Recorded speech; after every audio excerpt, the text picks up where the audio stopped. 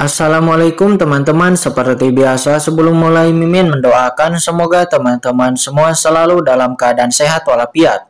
Oke, kali ini kita akan melanjutkan Martial Master versi novel bagian 1049. Bagi yang baru bergabung, selamat bergabung.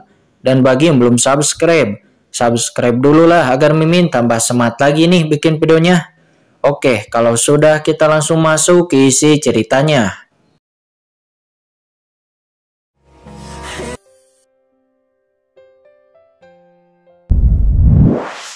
Setidaknya 100 tahun. Akan tetapi setelah beberapa pertempuran ini, racun di tubuhnya telah pecah. Itu mengikis asal-usulnya lebih cepat. Dan Yang Mulia Racun Kekacauan langsung memasuki posisi yang sangat berbahaya.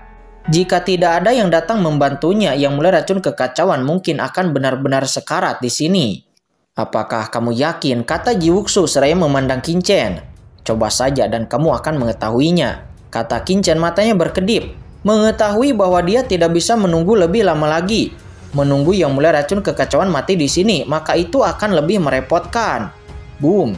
Seketika Qinchen melangkah maju dan dia langsung berjalan menuju formasi besar di depan. Tindakan Qinchen ini juga langsung mengejutkan semua orang. Apa yang akan dilakukan oleh bocah ini? Apakah dia berani menerobos? Apakah dia tidak takut mati? Semua orang memandang Qinchen dengan tidak percaya dan bahkan anggota keluarga Juge sendiri pun nampak terkejut dan segera ada niat membunuh yang kuat di mata mereka. Qinchen melangkah keluar dan langsung masuk ke dalam formasi paling inti. Tiba-tiba cahaya takdir yang menakutkan muncul dan kekuatan takdir menyapu ke arah Qinchen dan Qinchen melihat bahwa dalam napas takdir ini ada sosok hantu yang menjulang tinggi menatap Qinchen. Qinchen segera merasa bahwa dia sepertinya telah jatuh ke dalam sungai takdir yang luas. Segala sesuatu di depannya menghilang. Dia sepertinya melihat takdirnya sendiri yang tidak bisa dipatahkan. Jalan takdir, apakah itu menyerang jiwa? Gumam Qinchen. Akan tetapi kemudian Qinchen terkekeh. Dia juga telah bisa mengendalikan takdir. Kekuatan takdir ini mungkin bisa melawan Yang Mulia Racun Kekacauan, tetapi ingin melawannya itu konyol. Aku mengendalikan hidupku sendiri, kata Qinchen. Dia berkata dengan suara yang rendah dan boom, ada suara gemuruh di benaknya dan aura takdir yang mengerikan muncul dari Qinchen. Dalam benaknya, kitab asal-usul berkembang dengan cahaya ilahi dan buku tentang takdir dengan cepat terbuka. Qinchen melompat keluar dari sungai panjang takdir, seolah-olah dia telah menjadi penguasa takdir yang bertanggung jawab atas takdir. Di tubuh Qinchen, rahasia hari itu juga tiba-tiba bersinar. Bayangan hantu di sungai panjang takdir itu tidak memiliki fitur wajah, akan tetapi pada saat ini dia memperlihatkan ekspresi ngeri ketika melihat Qinchen dan kemudian dia dan keras langsung meledak. Nasibmu ada dalam kendaliku, kata Qinchen seraya menginjak dunia takdir ini. Dia mengangkat tangannya dan cahaya takdir yang tersisa pada Yang Mulia Racun Kekacauan dengan cepat diserap oleh Qinchen dan aura takdir antar dunia ini dengan cepat mengalir ke tubuh Qinchen. Apa? Melihat ini, ekspresi para master dari keluarga Juge itu semuanya berubah. Tidak pernah menyangka bahwa Qinchen tidak akan dikendalikan oleh takdir sama sekali. Saat ini Qinchen melangkah keluar dan dia menginjak sisi langit dan bumi ini. Bunga teratai tumbuh di bawah kakinya dan pelangi ilahi yang tak terbatas terus bermekaran. Dengan setiap langkah kakinya, ada pola formasi yang menyatu dengan sisi langit dan bumi ini. Tidak, dia mengubah posisi tanah leluhur keluarga Juge saya. Di bawah, nampak semua anggota keluarga Juge ketakutan. Dan boom, mereka segera mendesak 49 pedang dewa itu untuk membunuh Qinchen dengan panik. 49 senjata sub Yang Mulia itu tidak dapat membunuh Yang Mulia Racun Kekacauan. Itu karena Yang Mulia Racun Kekacauan adalah penguasa yang mulia dan juga memiliki tubuh kekacauan. Namun di mata mereka, 49 pedang ini pasti akan dapat mengalahkan Qinchen. Akan tetapi nampak menghadapi 49 pedang ilahi ini, Qinchen hanya tertawa kecil. Oh, menggunakan pedang di depanku, kata Qinchen. Dia tersenyum tipis. Nampak di tubuh Qinchen 6 tulang pedang reinkarnasi berkembang. Dan niat pedang yang tak terbatas terus melonjak. Pada saat ini Qinchen sendiri berubah menjadi pedang tajam, mekar dengan aura pedang yang dapat menembus langit. Niat pedang yang menakutkan dan cepat bergabung ke dalam 49 pedang dewa itu. Tiba-tiba, 49 dewa pedang yang awalnya ingin membunuh dan menebas ke arah Qinchen itu tiba-tiba menjadi hormat di depan Qinchen. Qinchen kemudian mengangkat tangannya, pedang pikiran melonjak, kenon pedang tanpa nama juga dipacu, dan 6 pedang reinkarnasi hidup dan mati juga dipacu. Seketika, 49 pedang dewa itu menyatukan keterampilan sihir mereka dan dengan cepat melayang di samping Qinchen. 49 pedang itu seperti tentara yang menjaga Qinchen. Apa? Melihat ini, semua orang terkejut dan tampak wajah mereka membosankan. Mustahil. Para master dari keluarga juga meraung dengan tak percaya. Lalu kemudian meraung marah. Bunuh! Seketika itu juga tengkorak hitam terhormat yang awalnya menyelimuti Yang Mulia racun kekacauan, serta sepanduk pengubah darah, itu nampak langsung menyerang ke arah Qinchen. Akan tetapi melihat itu Qinchen mencibir.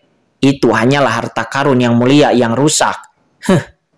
Qinchen lalu mengangkat tangannya. Seketika itu istana Ji Xiao Dao dan tungku pil 10.000 Dao King Jin langsung ditampilkan.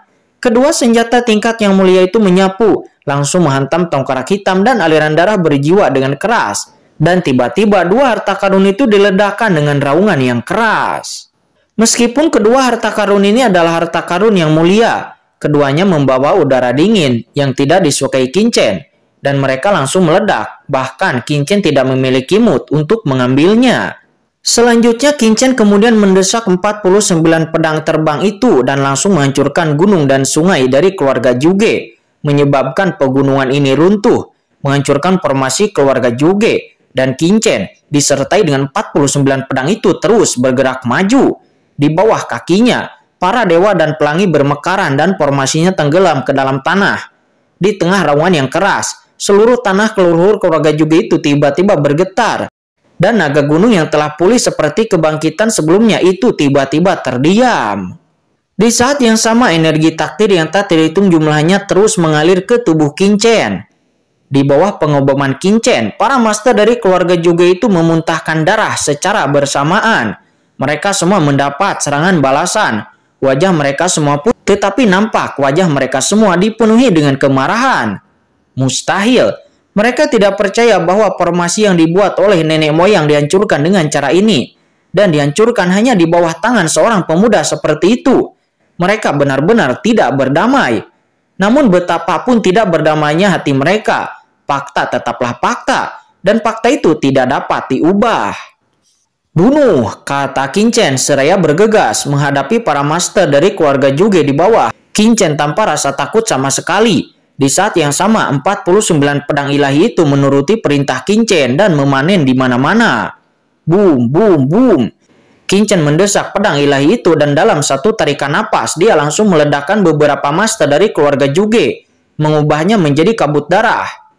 Hahaha, tidak apa-apa sekarang, ayo masuk dan panen. Kata Ji Wuxu, dia tertawa seraya mengguncang sosoknya dan masuk ke dalam formasi besar. Di saat yang sama, Raja Iblis Liger, serigala bermata perak dan yang lainnya juga bergegas keluar dan menyapu langsung ke tanah leluhur keluarga Zhuge. Bunuh! Pembantaian pun dimulai. Raja Iblis Liger dan Master Iblis lainnya menabrak kediaman tanah leluhur keluarga Zhuge. Mereka semua seperti harimau yang kelaparan, yang masuk ke dalam kawanan domba. Mereka semua langsung memenggal kepala para master yang tak terhitung jumlahnya. Darah berterbangan dan berubah menjadi kabut darah. Semua master dari keluarga Zhuge itu pun dibantai habis-habisan. Kemudian seluruh orang dari sekte 10.000 klan bergegas ke wilayah keluarga Zhuge dan mulai mencari dan menjarah harta karun. Sementara di luar nampak banyak orang menyaksikan pemandangan ini dengan kaget, dengan keheranan di mata mereka. Pada saat yang sama, mereka menyaksikan para master dari sekte 10.000 klan memanen di tanah leluhur keluarga Zhuge. Tetapi tidak ada dari mereka yang berani melangkah maju.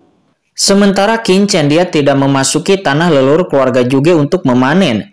Jadi dia membiarkan Ji Wuxu dan yang lainnya untuk melakukannya. Qinchen kemudian langsung menuju ke arah Yang Mulia Racun Kekacauan.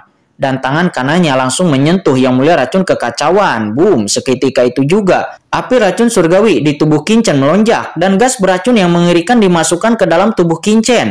Akan tetapi Qinchen tiba-tiba mendengus dan bekas darah mengalir dari sudut mulutnya. Gas beracun di tubuh Yang Mulia Racun Kekacauan ini terlalu buruk. Bahkan Qingchen berubah ekspresinya. Meskipun dia telah mendetoks struktur gas beracun yang dapat ditelan dan diserap, akan tetapi kontak tiba-tiba dengan gas beracun yang begitu mengerikan masih mengubah ekspresi Qingchen. Sel-selnya mengalami invasi gas beracun yang mengerikan. 6 tulang pedang meraung dan peradaban keracunan di kitab asal berkembang pesat. Qingchen dengan cepat menyerap gas beracun di dalamnya dan secara bertahap menyerap gas beracun dari Yang Mulia Racun Kekacauan ke dalam tubuhnya. Setelah beberapa saat, cahaya hijau tua beracun muncul di wajah Qingchen. Wajahnya pucat dan terlihat sangat jelek. Akhirnya setelah ditolong oleh Qingchen, Yang Mulia Racun Kekacauan nampak tiba-tiba memuntahkan seteguk darah. Darah itu seketika membakar kekosongan di depannya menjadi kehampaan. Dan Yang Mulia Racun Kekacauan akhirnya terbangun. "Anda," kata Yang Mulia Racun Kekacauan seraya memandang Qingchen dengan mata yang rumit. Meskipun dia sedang dalam proses mengubah dao sebelumnya, akan tetapi dia masih bisa merasakan segala sesuatu yang terjadi di sekitarnya. Dan dia mengetahui bahwa Qingchen telah menyelamatkannya. "Jangan bicara omong kosong, bicarakan lagi nanti," kata Qingchen. Setelah mengatakan itu, 49 pedang dewa itu langsung disimpan dan tanah leluhur keluarga Zhuge di bawah dipotong dengan satu pedang dan boom. Tanah leluhur keluarga Zhuge dalam radius ratusan kilometer dihancurkan oleh Qingchen dengan kecepatan yang sangat cepat. Dan tanah leluhur keluarga Zhuge yang indah itu seketika berubah menjadi reruntuhan. Keluarga Zhuge yang telah bertahun-tahun berada di alam surga selatan saat ini benar-benar menjadi abu. Ada keheningan di antara dunia dan bumi dan semua orang menatap kosong ke tanah leluhur keluarga Zhuge. Ada reruntuhan di mana-mana berubah menjadi ketiadaan dan tidak ada yang tersisa. Keluarga Zhuge ini adalah sejarah yang telah diwariskan di alam surga selatan selama bertahun-tahun yang tak terhitung jumlahnya. Telah menekan alam surga selatan dan bertanggung jawab atas banyak kekuatan dan wilayah di alam surga selatan. Dapat dikatakan bahwa sejarah keluarga Zhuge mewakili sejarah alam surga selatan.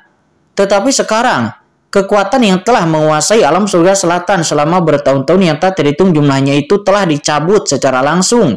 Dan tidak ada reruntuhan yang tersisa. Tanah leluhur keluarga Zhuge yang asli hanyalah sebagian dari ketiadaan yang tersisa.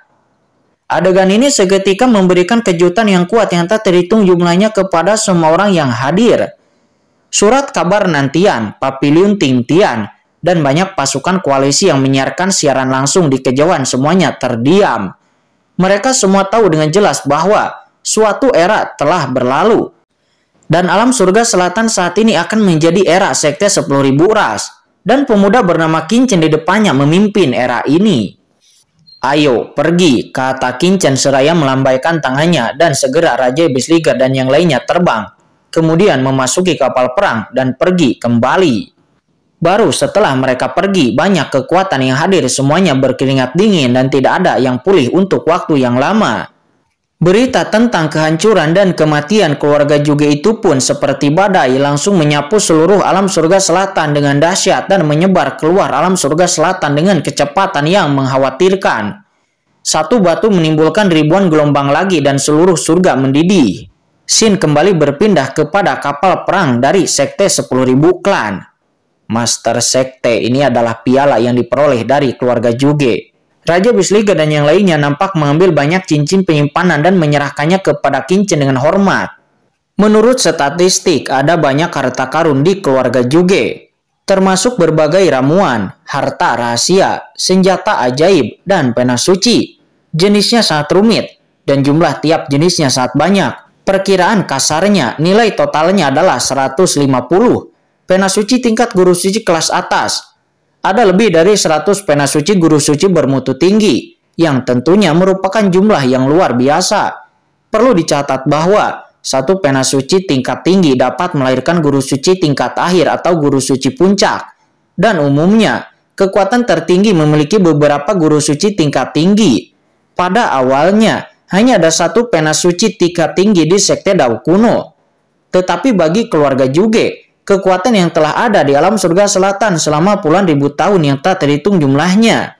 Kekayaan 150 pena suci bermutu tinggi bukanlah hal yang luar biasa. Selain itu, Raja Iblis Liga dan yang lainnya juga mendapatkan pena suci tingkat yang mulia, akan tetapi pena suci itu rusak.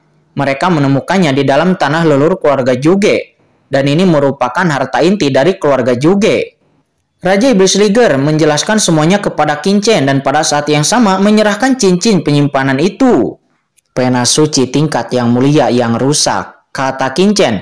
Dia segera menyusupkan persepsi ilahinya ke dalam cincin penyimpanan, dan tiba-tiba napas menakutkan dari pena suci tingkat yang mulia itu bertahan.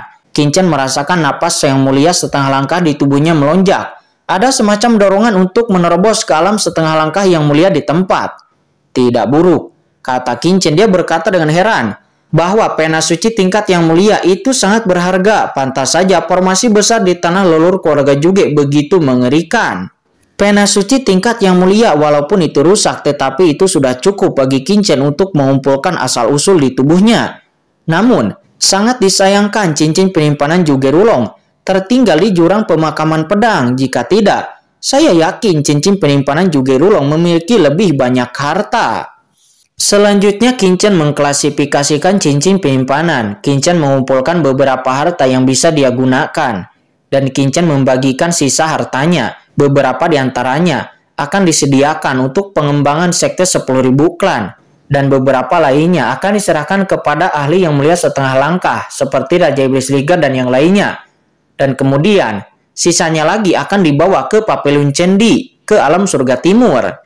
Pada saat ini aliran cahaya melintas dan Ji Wuxu masuk ke kamar Qingchen. Bagaimana? Tanya Qingchen sambil tersenyum. Benar saja, seperti yang kamu harapkan. Keluarga Juge diam-diam membuka saluran luar angkasa, memilih sekelompok jenius dalam keluarganya, dan diam-diam mengirim mereka pergi sebelum perang dimulai. Namun sayang sekali, bagaimana mungkin mereka bisa menyembunyikannya dari kita? Ji Wuxu mencibir. Semuanya telah diselesaikan, dan sejak saat itu, tidak ada lagi keluarga Juge di dunia ini. Mendengar itu, Qingchen menghela napas. Qingchen sudah lama mengantisipasi bahwa keluarga Juge akan memiliki cara lain. Jadi Ji Wuxu dikirim oleh Qingchen untuk diam-diam menyelidiki situasinya di dekat tanah leluhur keluarga Juge. Dan masalah itu pun berhasil diselesaikan. Setelah menyelesaikan masalah ini, Qingchen merasa sangat lega. Meskipun keluarga Juge sendiri tidak terlalu mencolok. Namun jika beberapa orang terus membuat masalah secara diam-diam, pasti lama-kelamaan itu juga akan menjadi masalah. Akan tetapi sekarang, masalah di masa depan itu telah diselesaikan. Berikutnya adalah hal yang paling kritis. Panggil yang mulia racun kekacauan, kata Qingchen dengan mata yang menyipit. Mendengar itu, Ji Wuxu mengangguk. Dia pun berbalik dan pergi. Setelah beberapa saat, yang mulia racun kekacauan datang ke kamar Qingchen. Bagaimana? Apakah kamu telah mempertimbangkannya? Qingchen memandang yang mulia racun kekacauan. Dia berkata dengan acuh tak acuh. Nampak energi beracun masih tersisa di tubuh yang mulia racun kekacauan. Namun meskipun itu telah banyak mereda, tetapi dapat dilihat bahwa kondisinya sangat tidak stabil dan dapat kambuh kapan saja.